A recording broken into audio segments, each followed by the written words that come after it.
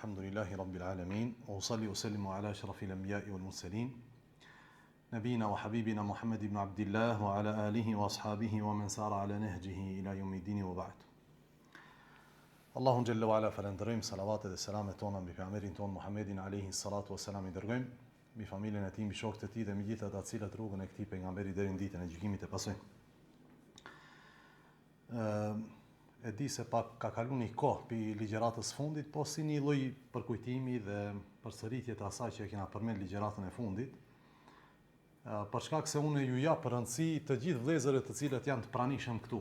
Megjithatë, një lloj rëndësie të veçantë ju jap atyre të cilët janë tregut në ligjerata, jo si mosdhënie vlerë të mjaftueshme të atyre të cilët nuk janë tregut. Jo, ne e çmojmë çdo një vëlla i cili prezanton mesin ton dhe i cili vjen dhe na nderon me praninë e tij. Ajo që është më e rëndësishme, ajo është i respektuar në rreth tjetër inshallahu teala, ajo është e melaqe dhe pastaj tek Allahu xhella xhelalu. Por ama nga këndvështrimi im si ligjërues, një lloj vlere të veçantë kanë ata të cilët kanë një lloj vazhdimësie në ndjekjen e ligjëratave, për këtë shkak ndonjëherë për shkak të tyre bëjmë disa përsëritje që t'ju rikujtohen gjëra të cilat i kena përmend ligjëratat e kaluara. Dhe ne në disa ligjëratat kaluara kemi fol për vitin e 7 të hijretit të pejgamberit Allahut alayhi salatu wasallam.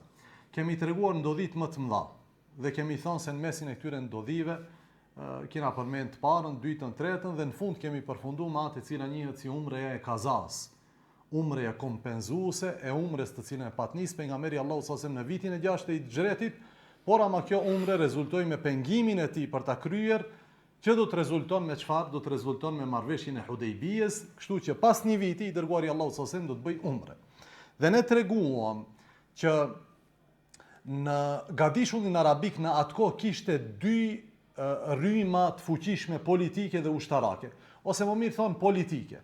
Ishte rryma e arabëve Quraysh, e cila më ishte dobësuar ose pa kishte rënë në ujdime pejgamberin Allahu sallallahu alaihi wasallam në marrëveshjen e Hudejbijës. Dhe rryma tjetër ishte cila rrymë? Jo. Bravo, e hebrejve të Khajberit.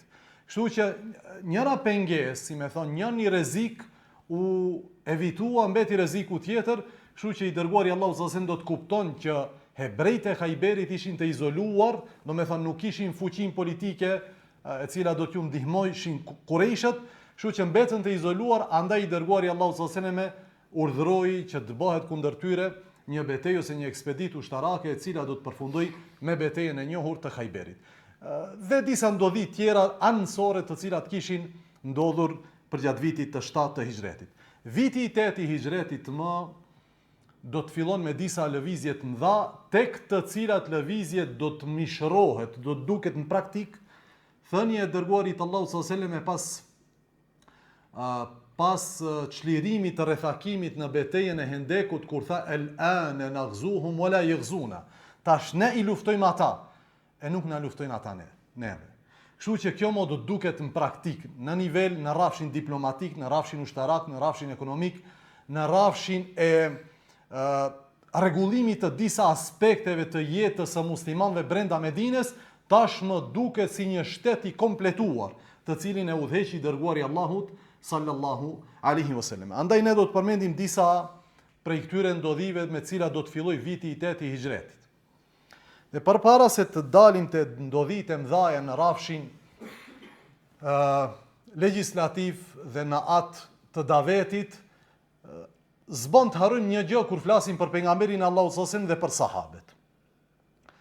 Ne kur i përmendim sahabet, sikur dikujt do me thonë, i vjen një imazh në kryen e vet se jena tu fol për disa njerëz që muhabetet rreth tyre janë pjesë e legjendave të popujve të kaluar dhe është diçka e paarritshme që të jetojsh si një sahabi sot. Ne themi po, është e paarritshme që të arrish përblimin e një sahabiu sot. Është e paarritshme.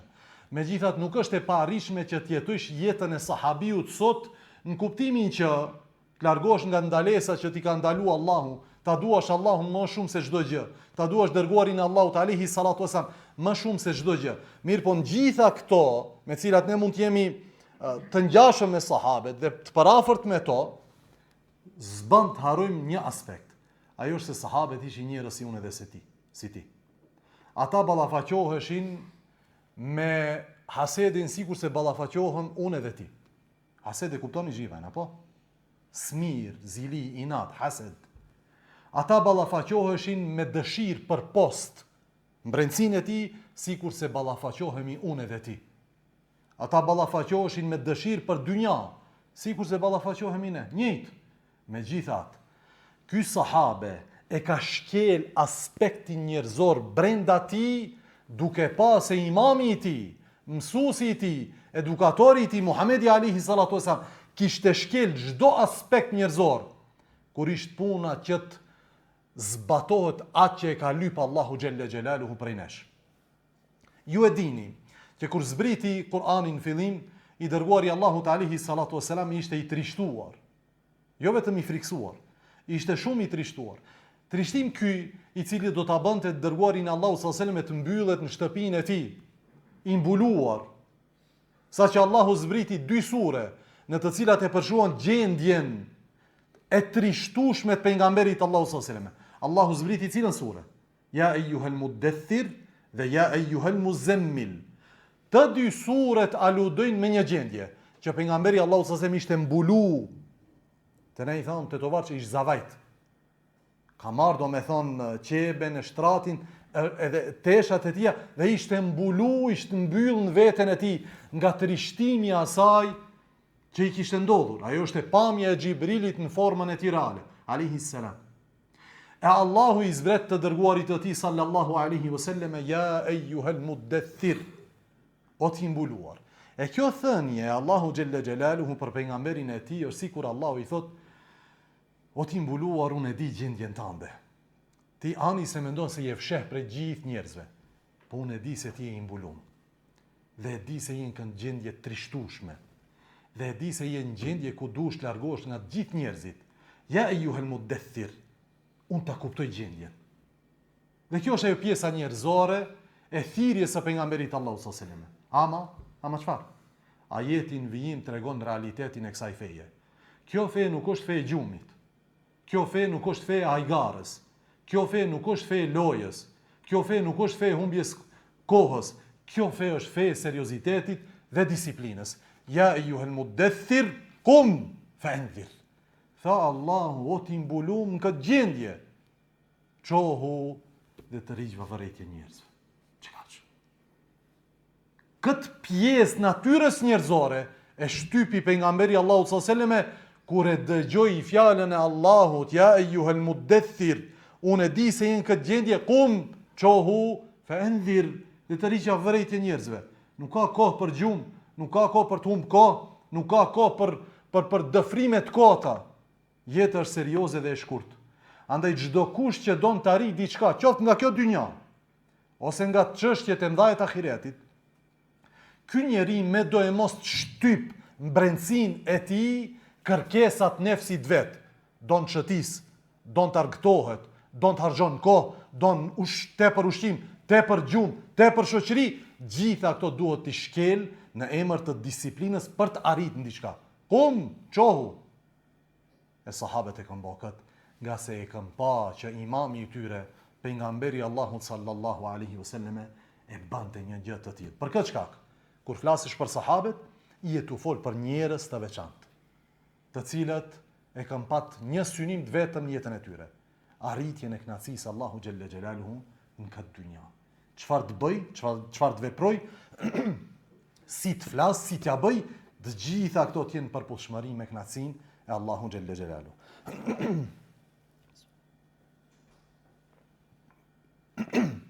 Dhe kur jemi në këtë rafsh, në rafshin individual të jetës pejgamberit Allahu sallallahu alaihi wasallam, fillon viti i 8 i Hijretit dhe i dërguari Allahu sallallahu alaihi wasallam goditet me një sprovë të rëndë. Cila është sprova? I vdes vajza e tij më e madhe, Zeynep bintu Muhammedin radhiyallahu ta'ala anha. Zeynebi, e gruaja e Ebul As ibn Rabi'a. Kujti kujtohet dhe ka qenë ligjëratat e kaluara këtu, e din rastin e dhimbshëm dhe mundimet e shumta që i pat përjetuar Zeynebi për të bërë hijretin e saj nga Mekja deri në Medinë, dhe e din atë sakrificë të madhe që e ka bë ajo për të bashkuar me bashortin e saj El As ibn Rabi'a radhiyallahu ta'ala anhu. Në fillin vitit 8, Zenebi ndron jetë, radiallahu ta'ala anha. Dhe le pasaj 2 fëmijë. Le Umamen, radiallahu anha, dhe kjo është ajo vajzë mbese pejgamberit Allahu sallallahu alaihi wasallam, të cilën e mbante i dërguari Allahut alaihi salatu wasallam në krahët e tija kur falte namaz. Hadith të cilin gjithë ne e kemi dëgjuar. E Umamja ishte ajo që hypte mbi të kur ai falej dhe bënte sejdë, radiallahu ta'ala anha. Po ashtu, kur ndroi jetë Zenebi, la pasaj Aliun, djalin e saj më të vogël, i cili i kishte do me thonë dikundi 10 vjet kur i ndron jetë nana. Kështu që në çlirimin e Mekës, pejgamberi Allahu sallallahu alaihi wasallam ndeven e tij e merr kët Aliun e vogël, që nuk është Ali ibn Abi Talib. Kjo është Aliu nipi i pejgamberit Allahu sallallahu alaihi wasallam. E merr kët Aliun e vogël mbi deven e tij gjatë çlirimit të Mekës si nipi i tij, të cilit i ka ndruar përpara disa muajsh nëna e tij. Kështu që mos haro asnjëherë aspektin njerëzor të jetës së pejgamberit Allahu sallallahu alaihi wasallam. Ky njeri ka vdek dhe ka pat borxhe. Ky njeri ka vdek dhe ka lënë pas vete një bagazh të madh të sprovave, të cilat s'mund t'i bardh çdo një njeri. Ky njeri ka dash njerëz dhe këto njerëz kanë ndru jetë. Dhe kur ka çliru Mekën alayhi salatu wasallam, e ka marrë këtë Aliun radiallahu ta'ala anhu me veten deven e tij. Mirë, po pas një vjet e diçka vdeset e ky Aliu. Djali Zenebit radiallahu ta'ala anhu. Kështu që jeta e pejgamberit Allahut alayhi salatu wasallam nuk është jetë e rëndomt. Është jetë e mbushur me thyerje pas thyerje nga këndvështrimi njerëzor. Mirë, pa ajo që mbushte zemrën e dërguarit Allahut alayhi salatu wasalam ishte premtimi Allahu xhalla xhelaluhu se ahireti është khairun wa abqa. Është më i mirë dhe është i amshushëm. Kështu që i dërguari Allahu sallallahu alaihi wasallam në momentet e fundit të jetës së tij, çfarë thoshte? Bali rafiqil a'la. Në shoqërinë më të mirë. Bollmo, kjo dynja kaq. Në shoqërinë më të mirë. Kështu që përcolli pejgamberi Allahut alayhi salatu wasallam Zeneben dhe pas një vjet e diçka do të përcjell edhe djalin e saj Aliun radhiyallahu ta'ala anhum ejma'in. Në rrafsh të legjislacionit, do me thonë vendosjes së ligjeve, në këtë vit do të ndalohet në mënyrë të prerë dhe të rept çfarë? Çfarë do të ndalohet? Ja, vrasja ka qenë ndaluar pin fillim. Çfarë? Bravo, alkooli. Mendimi më i vërtet i dietarëve është se alkooli është ndaluar në vitin e 8 të Hijretit.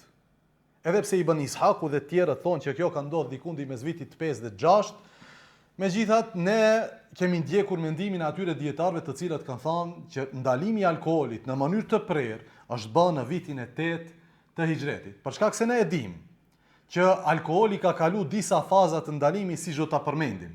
Dhe do të përmendim në këtë kontekst disa hadithe të pejgamberit Allahut sallallahu alaihi wasallam. Dhe për ne duket e çuditshme, apo sahabe kanë jetuar me dërguarin e Allahut sallallahu alaihi wasallam. Janë fal, kanë adhuru Allahun me të. Kanë vdek dhe kanë pat shtëpitë e tyre alkool, nga se alkooli në atko ishte i lejuar. Dhe ndalesa e alkoolit nuk ka ardhur në Islam vetëm se vonë. Pse? Për të na treguar neve një aspekt të kulturës arabe. Ajo është konsumimi i tepërt i alkoolit në shoqëritë e arabëve në atko. Çdo ndeje e arabëve në atko ka qenë ndeje alkooli. Ndeje vene. Është pi shumë alkool në përndejet e tyre. Burra dhe gra.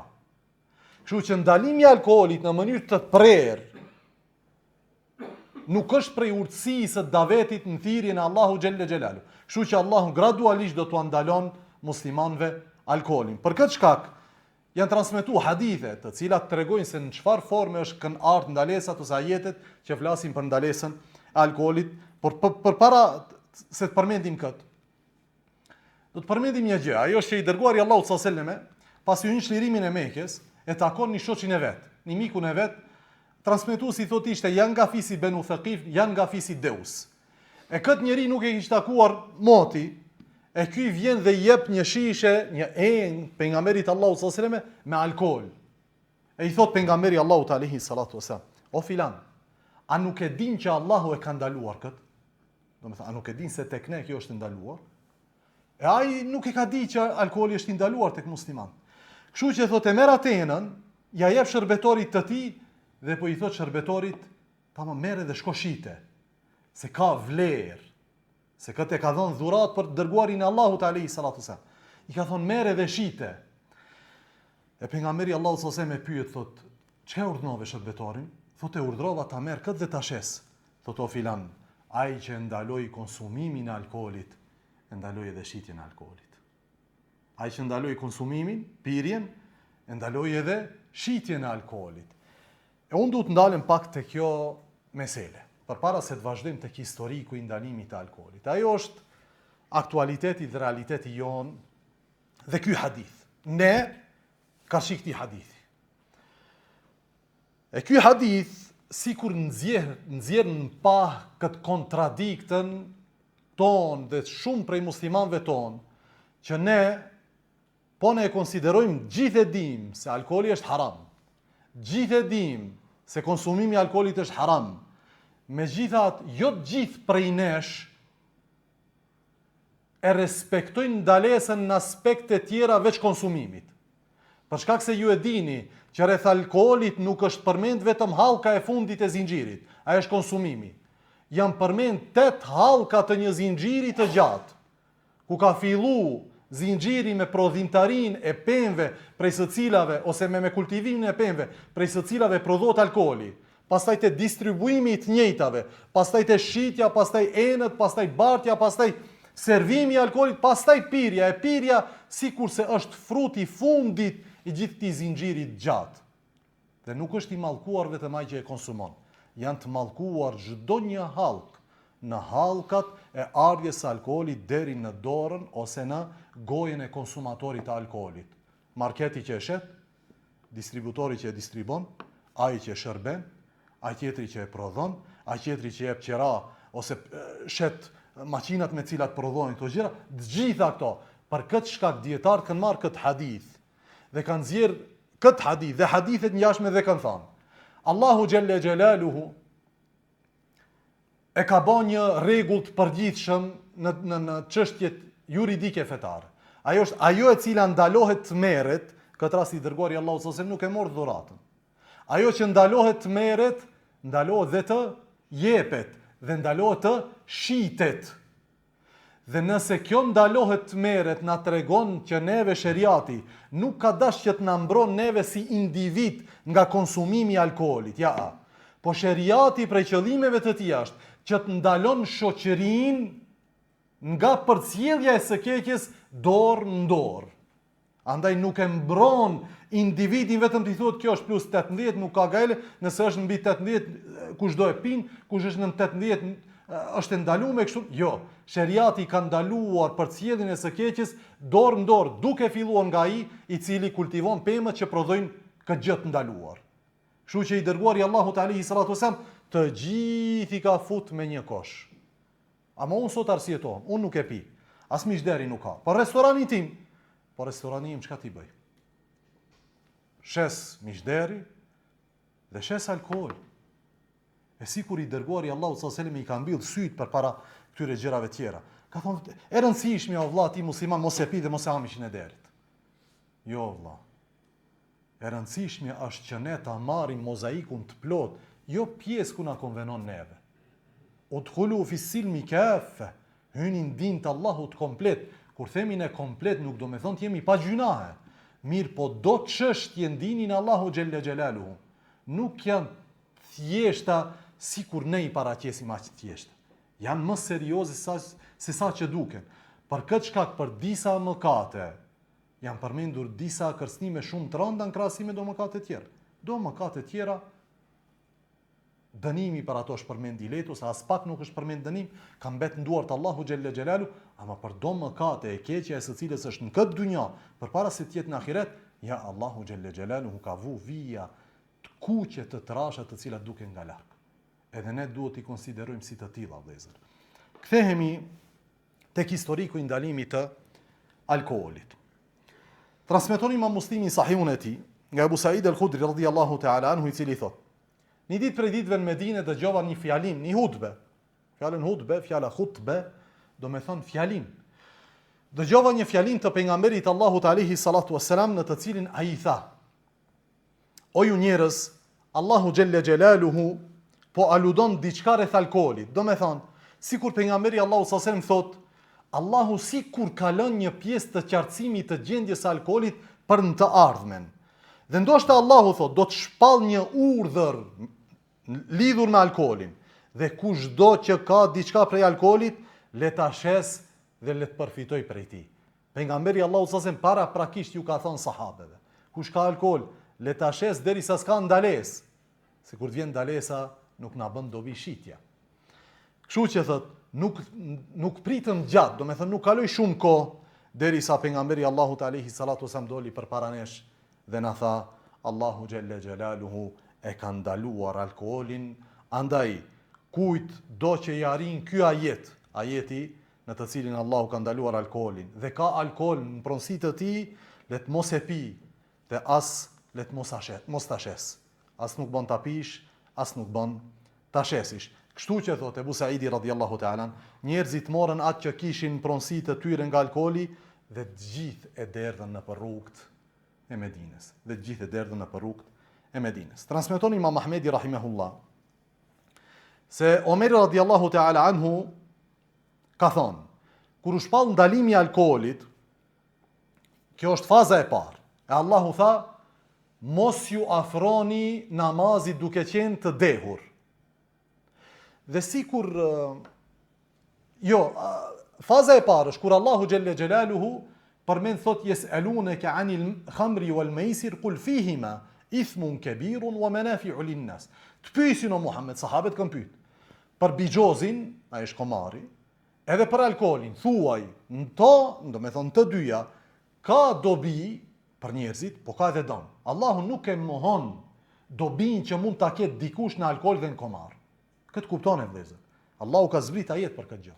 Andaj kur thot dikush, pa alkooli është i dobishëm, po Allahu na ka treguar përpara teje se alkooli ka dobin ta. Njëjtë edhe komari. Po dobia edhe dami nuk janë barabarta. Allahu thot, qul fihima ithmun kabirun wa manafi'u lin-nas. Thuajnë të ka mëkat të madh dhe dëm të madh. Por edhe dobi për njerëzit. Dikush përfiton shumë. Wa ithmuhuma akbaru min naf'ihima. Kurse dëmi dhe mëkati është shumë më i madh se dobia. E si kur ky ajeti i parë u aludon besimtarve se ju që synoni lartësitë e larta të xhennetit dhe gradat në xhennet, dhe t'jeni shembull për gjeneratat e ardhshme në këtë dynja, nuk ju takon t'jeni njerëz që konsumojnë alkool. Pas asaj tha Omeri radhiyallahu ta'ala anhu, thash, o Allah, na e sqaro çështjen e alkoolit. Kjo pas i zbriti Allahu ajet. Thash, o Allah, na e sqaro çështjen e alkoolit me një shpjegim më të qartë.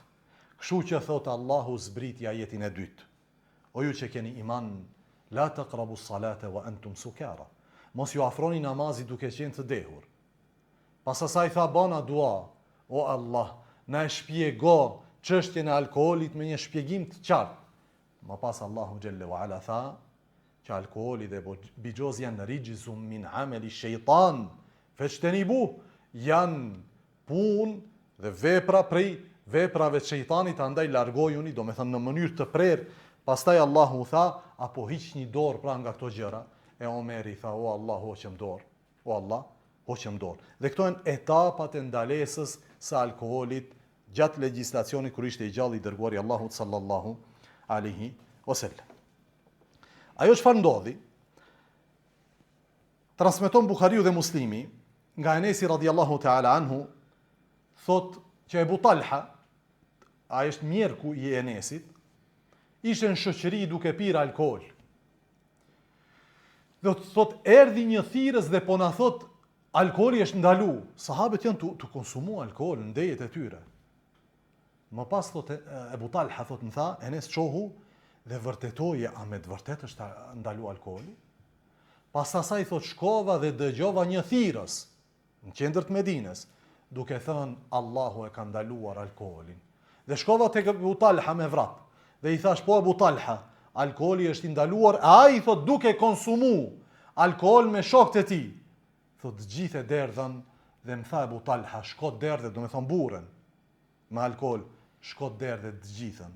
Pa pyetje pse dhe si dhe ku, talon për sot, ma vonë, pas akşami, ta bëjmë se kina ndaj hiç se ka ndalesa, apo? 8 vjetë kina pajnë Medine, në një 13 Mekë, punë e madhe, 20 vjetë janë. Se në njëherë se nuk prish punë, ka një lloj dobijën ta, tek sahabet ja, është shkela jo ana, në të cilën e ka thirr nefsi njeriu, e thret nefsi njeriu dhe i thot bane që këtë, se kjo të plotson, kjo të knaq. Ka thënë ja, ajo për cilën unë kam nevojë, është të knaqet Allahu me mua, jo nefsi im. Wa inna an-nafsa la'ammaratun bis-su. Kurse nefsi urdhron për të keq, siç ka thënë Yusufi alayhi salam. Kështu që sahabët kanë zbatuar në moment atë të cilën Allahu xhallahu ala e kishte zbrit për ndalesën e alkoolit. Dhe kjo ishte ndodhia e dytë në fillim të vitit të 8. Një ndodhi e madhe e cila do ndodh për gjatë këtij viti është në një rast krejtësisht tjetër. A është rafshi i thirrjes në fenë e Allahu xhalla xhelalu. Do të hyjnë në fetë Allahu te bareke ve teala një 3 njerëz të cilët kanë peshë shumë të madhe në taborin tjetër, tek Qurayshët. E këto njerëz janë Amr ibn As, Khalid ibn al-Walid dhe Uthman ibn Talha, radhiyallahu ta'ala anhum ejma'in. Këto 3 do ta pranojnë Islamin në fillim të vitit të 8. Mirë po, Islami i secilit prej tyre ka një lloj histori. Do të fillojmë me historinë e Amr ibn Asit. Amr ibn Asin e keni ndaj, apo? Kush është? Halima. Si? Edhe shirusi i kujt përpara Egjiptit? Palestinës dhe Kutsit. Amri ka qenë në mesin atyre si komandant. Ama Amr ibn Asi njihet për atë cilën e tha doktori, ai ka qenë çlirusi, pastaj governatori i Egjiptit. Dhe jo vetëm Egjiptit. Pjesës asaj që ka njihet Afrikë, mbas Egjiptit, si Tunisia dhe Algjeria, Amr ibn Asi, domethënë, ka marrë pjesë në disa prej këtyre çlirimeve.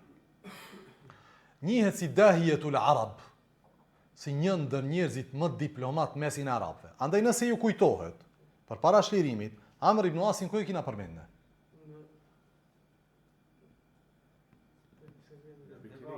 Në Abisini, bravo, te Nexhashiu. Kurejshet pa të ndërgu delegacion në krye të delegacionit të tyre, që do të debatonte me Xhaferin dhe Nexhashiun, ish kush? Amr ibn Asi. Kështu që Kurejshet nuk zgjedhin në krye të delegacionit çdo një njeri. Amr ibn Asi ishte përfaqësuesi i tyre jashtë kufive të Mekës.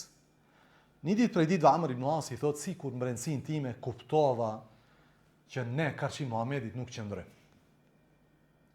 Dhe se duhet bëjmë diçka pak më ndryshe. Ky është njeri i cili i sheh ndodhit nga larg. Andaj thotë, im lodha shokët e mi dhe ju thash atyre kam një lajm pak më alarmant. Po du mendimin tuaj. E më thanë ato, çfarë mendimi kije? E këto janë krejt klapa e Amr ibn Asit, njerë që merren me diplomacie, tregtie prej elitës së Kurejshve. Ju thotë aty në ju jeni shokët e mi. Ama unë du një hap pak më radikal. Thotë çfarë të bëjmë? Thotë ne si jena kështu, shkojmë dhe i bashkangjit në Nexhashiut. Nuk qëndrojmë me Kurejshët. Ato thonë pse? Nga se thotë Muhamedi gjasat janë se triumfon mbi popullin tonë. Ai triumfon. E ne pse t'jemi nga ana e cila humb? Ato i thënë po, kur shkojmë te Nexhashiu, ai çka na ofron? Thotë nëse Muhamedi triumfon mbi popullin tonë, ne mund ta ndihmojmë popullin duke qenë me Nexhashiun, se kemi në krah dikë të fortë. Dhe vazhdojmë të jemi të fortë. Nëse populli jon triumfon, ne jemi me një aleat shumë të fortë, për cilin kanë nevojë populli jon. Kështu që bin në ujdi dhe shkojnë në Abisini. Në Abisini, në takim tek Nexhashiu, e takojnë të dërguarin e pejgamberit Allahu sallallahu alaihi wasallam tek Nexhashiu. Dhe kjo është përpara vitit 8. Ne treguam që i dërguari Allahu sallallahu alaihi wasallam dërgoi në vitin e 6 Amrat ibn Rabi' ad-Damri, ku tek Nexhashiu që musliman të kujt e Habeshes, Abisinis të kthehen ku? Të kthehen Medine. Kur u kthyen ata në Medine? Në vitin e 7, në betejën e Khajberit. Ato në Khajber erdhën, andaj tha pejgamberi Allahu sallallahu alaihi wasallam, nuk e di me çka të gëzohen më shumë, a me çlirimin e Khajberit apo me ardhin e Xhaferit. Kështu që në vitin e 7, pejgamberi Allahut alayhi salatu wassalam e dërgon Amr ibn Rabi'a ad-Damri dhe Amr ibn Asi e takon atje. Dhe kur shkon në takim me Nejashin, u thotë, e pash se dul ky njeri dhe i thon shokëve mi, ky është i dërguar i Muhamedit alayhi salatu wasalam. Andaj thot, po i thom një fjalë Nejashijut dhe një kërkesë të madhe, sepse Amri edhe Nejashiu ishin shok. Dhe kur hina thot te ky mbret, thot ju përkula sikur si ju përkulshin gjithë njerëzit. Dhe ai po më thot, si je o shoq? E i thash, jam mirë. Tham ke pru diçka nga toka jote, do me thonë nga toka arabëve. Kurse Nejashiu kishte i donte lëkurën që prodhonin arabët e Arabisë asaj kohe. Andaj i thash, kam mbledh lëkurë të mirë nga tokat tona dhe ti kam pru. Më pas thot, shikoj lëkurën, po i thash, o mbret, kam një kërkesë. Tha, bujrum. Tha, njeriu që doli është i dërguar i hasmit tonë. Do me thonë Muhamedit alayhi salatu. Ama dorëzon t'ja hek kokën. Amr ibn Asi shkon deri në atë deregje sa ta then atë protokoll të dërguarve në atë kohë. Ta marrë Amr ibn Rabi'an dhe t'ja hek kokën. Deri në këtë deregje. Thot Nejashiu, lefos dhe mëra, thot gati se ma theu hundën. Dhe po t'u hapte toka t'hyjnë të kisha hyjnë nga friga e mlefit të Nejashiut. Do me thënë, Amr ibn Asi kish mendu se Nejashiu do t'a vret. Andaj po më thot, o mik, a nuk mbushe me mend. Nejashiu i flet Amrit. A nuk e she se ky njeri është i njëjti të cilit i vjen me laqja që i ka ardhur Musait alayhi salam. Dhe ju i dilni ball. Thot Amri e i thash, e wa huwa dhalik, a është me të vërtet njeri të cilit i vjen me laqja që i ka ardhur Musait? Tha po, është njeri të cilit i vjen me laqja. Më pas i thot Nejashiu, apo ma shtrin dorën të ma japësh besën për Islam. Nejashiu bon da vet. Amri ta pranoi dinin e Allahu xhallahu ala. E ju e dini se Nejashiu vdiq si musliman, apo? Dhe ja fali gjenazën pejgamberit Allahut sallallahu alaihi wasallam. Shu që Amri thot, ai e zgjati dorën dhe unë ja zgjata, thot. Edhe ja dhash besën se dhe bon musliman. Ama mes hyrjes së tij në din, edhe këtij veprimi ka një periudhë. Po Amri sikur thot, unë u bana musliman. Andaj thot, dola dhe ju thash shokëve, s'bëhet punë me këtë. Duhet kthehena. S'ka buk për këti. Nuk heci negociatat, kthehena në Mekë. Andaj thot, nuk tregova për qëndrimin tim dhe u kthym në Mekë. Dhe në Mekë do të qëndron një periudhë, mirë po gjatë udhëtimit të tij për në Medine do të takon dy persona. Do të takon Khalid ibn al-Walidin dhe Uthman ibn Talhan. Andaj ne treguam që Khalid ibn al-Walidi e mur një letër prej kujt? Pi vllait vet, i cili ishte al-Walid ibn al-Walid. E vllai vet sikur i thot pyeti për ty i dërguari Allahu sallallahu alaihi wasallam, se nuk të pa në Mekën në umrën e Qadas. Ku ishe? E sikur letra e vllaut vet e preki Khalidin. Andaj Khalidi radhiyallahu ta'ala anhu thot, kur më erdhi letra e tij, unë ndjeva jetur që të dal nga Mekja, do me thonë unë nxita për dal nga Mekja. Dhe dëshira ime për Islamin u rit, dhe unë ndjeva një lloj lehtësimi në zemër ndaj fjalëve të pejgamberit Allahut alayhi salatu wasallam. Andaj thot, atëherë e pash një ëndër. E pash në ëndër se dola nga një tokë në të cilën ishte e ngushtë dhe e errët me një tokë të gjerë dhe gjelbruar. Dhe kur shkova thot në Medinë e pyeta Ebu Bekrin për komentimin e ëndrës. E më tha, ajo ngushtësi në cilën e ke pa në ëndër është ngushtësia e shirkut dhe mëkateve. Dhe dalja prej asaj toke është ardhja jote nga shirku në fenë e Allahut xhelle xhelalu. Thot Khalidi,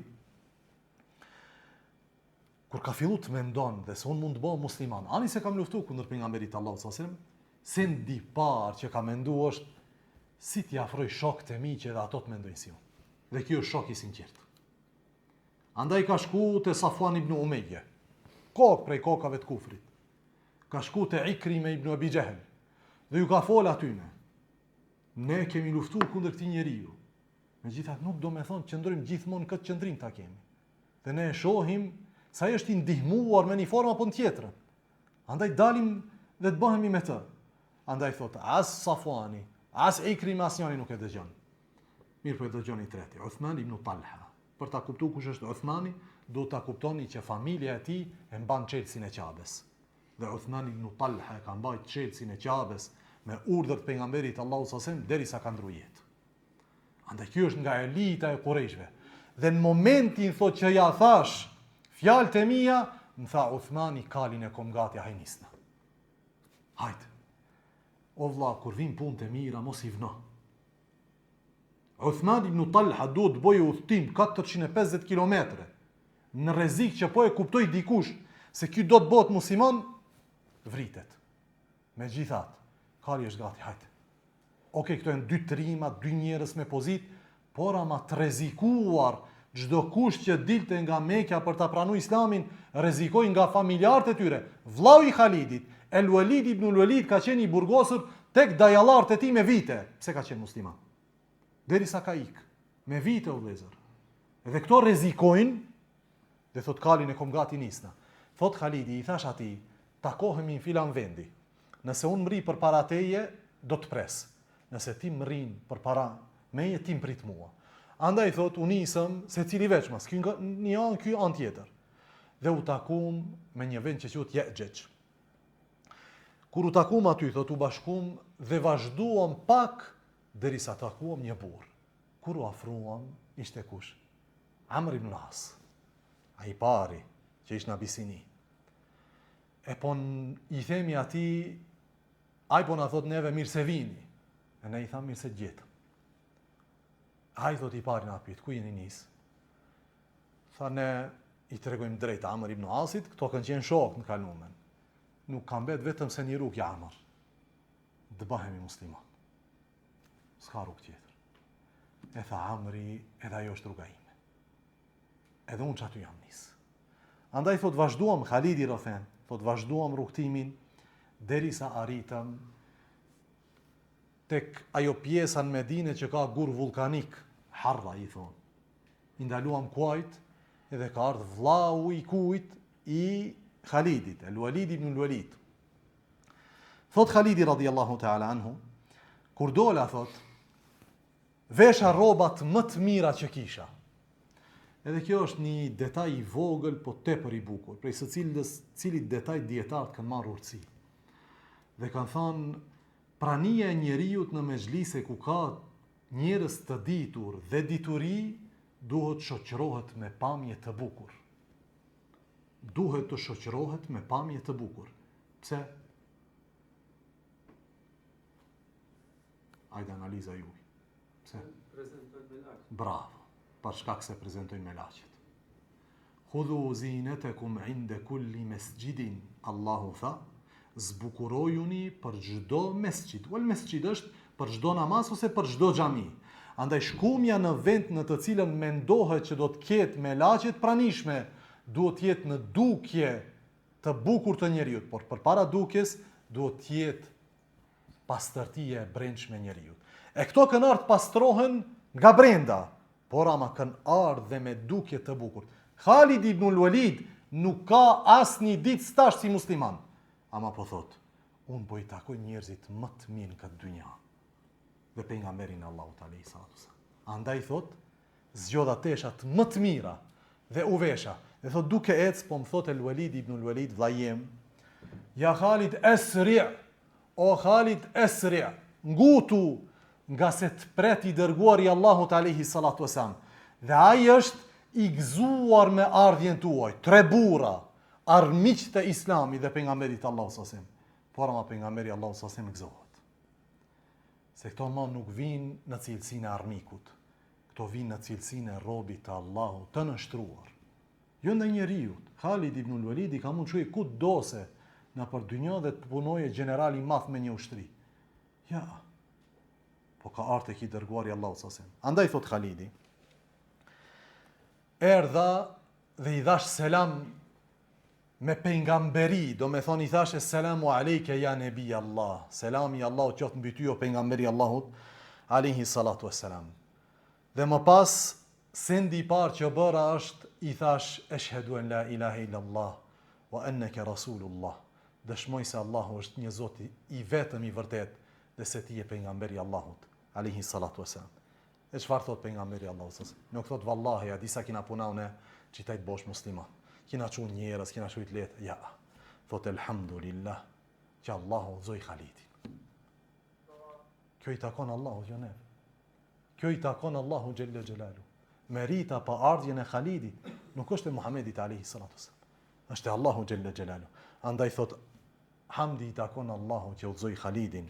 E kam di thot gjithmonë se kem mendje të shëndosh dhe kam shpresuar që ajo do të çon drejt së mirës. Do me thonë taj i veçantë dhe kam shpresuar në Allahun se kjo mendje dhe kjo çiltërsi intelektuale do të çon drejt hajrit në këtë dynja dhe në ahiret.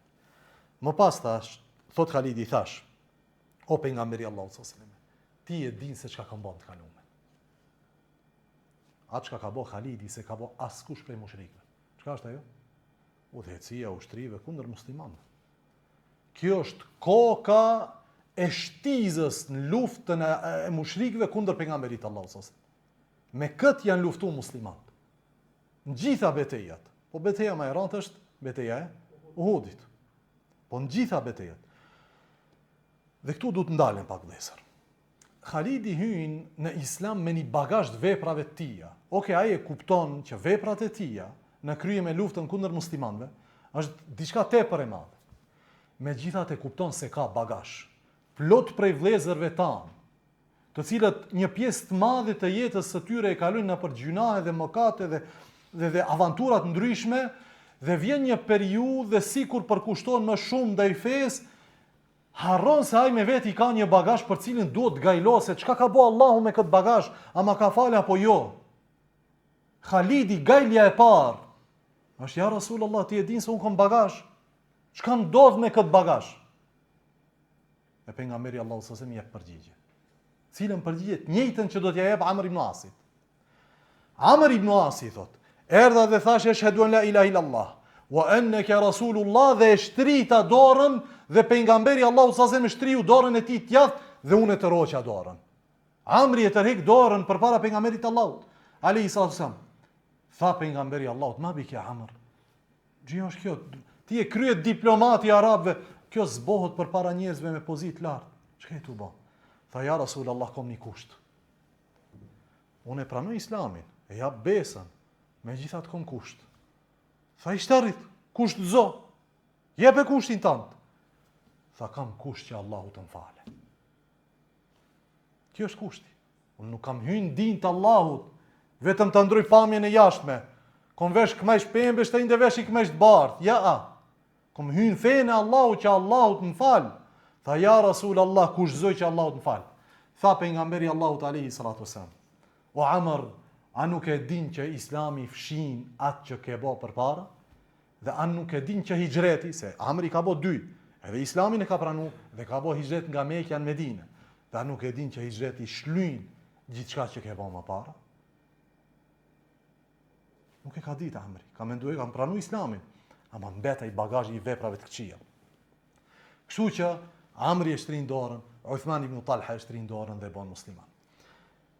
Një pjesë e bukur në këtë çka përmendet në këtë histori vëllezër është një ndjenjë që e kanë edhe Khalidi edhe Amri. Ajo është se ato mendojnë kur e kanë pranuar Islamin se ne jemi njerëzit më të zgjedhët tek pejgamberi Allahu sallallahu alaihi wasallam dhe se ai neve na ka numër 1 jetën e vet. Nuk ka si ne te ai. Andaj thot Khalidi radiallahu ta'ala an, thot e pranova Islamin, edhe thot pijat ditë që e kam pranu Islamin, pejgamberi Allahut alayhi salatu wasalam nuk e ka konsideru askënd nga shokët e tij, nuk e ka trajtu askënd nga shokët e tij siç më ka trajtu mu, do me thonë unë isha i veçantë. Të njëjtën ndjenjë ka pat Amr ibn Asi. Dhe Amr ibn Asi nuk është njëri i cili ti mund ta manipulosh me do poteza thjesht, ja. Kjo është. Andaj Amr ibn Asi thot mendova se jam njëri më i dashur tek pejgamberi Allahu sallallahu alaihi wasallam. Andaj e pyeta një ditë, ja Rasulullah, men habbu an-nasi ilay. Kush janë njerëzit më të dashur tek ti? Pejgamberi Allahu sallallahu alaihi wasallam i sinqert, po nuk ka çka të fshehin. Tha Aisha. Amri tha tamam, e kuptova, e grua është, unë jam mashkull. nuk e kisha për qëllim pikit njerëz e burra e gra. Thash thumë me men, pastaj kush? Tha pastaj e buha, baba i asaj, Ebu Bekri. Pastaj thumë me men, pastaj kush? Tha bede i ud rijal, pastaj filloi të numëron do burra, do shokët pejgamberit Allahu sallallahu alaihi wasallam, dhe mu nuk përmendi askund. Ani se ky ka menduar se është më i dashur. Po sjellja e pejgamberit Allahu sallallahu alaihi wasallam i ka bëu njerëzit ndjehen si mbretnin në pranitë të tij. Jo si njerëz të nënçmuar, poshtruar. Po, ajo është hoç, këçat po krulesh me atë, e ndjen se nuk te pes parë. O vlla, veç pak se ku je ti, ku jam, ku është pejgamberi Allahut alayhis salam. Ta merr një vajzë të huaj për dorë dhe ta çon në për gjithë qytetin dhe nuk e lëshon dorën e saj derisa ajo ta lëshoj dorë. Ai kryte po tamam, selam aleikum. Ky është pejgamberi Allahut alayhis salam. Andaj ne jemi të folë për njerëz të veçantë që ka udhëheq një grup njerëzish të veçantë. Vazhdojmë inshallah taala me ndodhi të tjera, ligjëratën ashme wa akhiru da'wana anil hamdulillahi rabbil alamin.